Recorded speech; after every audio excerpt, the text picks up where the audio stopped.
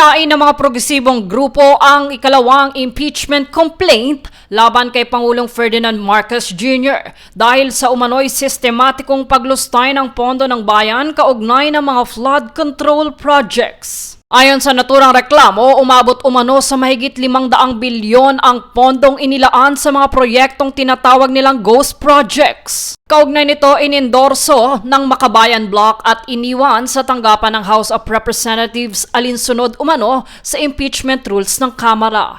Gayunpaman, sinabi ng Office of the House Secretary General na hindi nila formal na tinanggap ang reklamo dahil wala umano sa bansa ang Secretary General. Iginiit naman ng grupo na itinuturing pa rin nilang naihain ang reklamo matapos mag-iwan ng kopya sa opisina.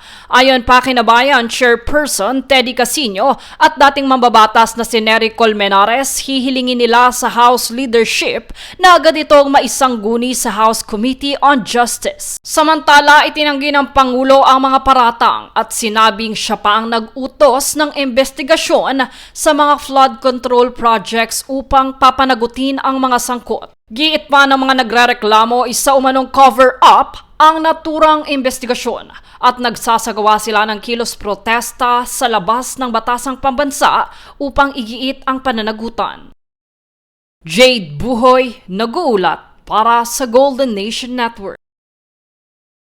Hindi pa naman siguro natatanggal yung impression na House of Crocodiles kami, di ba? Hindi pa naman nalilinis yun.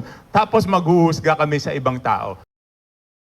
Ito ang naging pahayag ni Navotas Representative Toby Tiangco na dapat maging mapanuri ang House of Representatives kung may sapat pa itong moral authority upang mag-impeach ng mga opisyal ng pamahalaan. Ito ay kasunod ng pagtanggap ng Kamara sa unang impeachment complaint laban kay Pangulong Ferdinand Marcos Jr. kung saan binanggit din niya na ang inaasahang paghahain ng impeachment complaint laban kay Vice President Sara Duterte ay sa susunod na buwan. Giit pa ng kongresista na mahalagang suriin ng Kongreso ang sarili nitong kredibilidad sa pagpapanagot ng mga opisyal. Talagang hindi pwede na magpatuloy yung ganong sistema nung corruption. Kasi number 2, ang magiging resulta niyan pag nagpatuloy yan, ay talagang hihirap lang yung buhay ng ating mga kababayan, not only because nananakawan sila ng pera na para sa proyekto, kung hindi nangyari yung ayaw natin mangyari, na tayo sa punto na ngayon, pati yung mga investors, yung ekonomiya, ay masama, no? Ayon sa kanya, may mga kasapi umano ng Kamara na naiugnay sa mga alegasyon ng katiwalian, kabilang ang mga issues of flood control projects.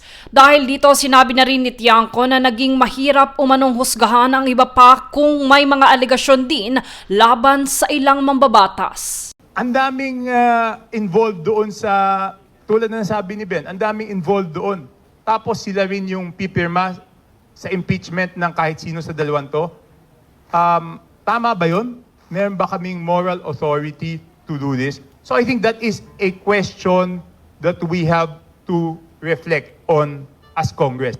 Dahil dito, nananawagan si Representative Tiangco ng mas maingat at masusing pagdedesisyon ng Kongreso sa mga hakbang kaugnay ng impeachment.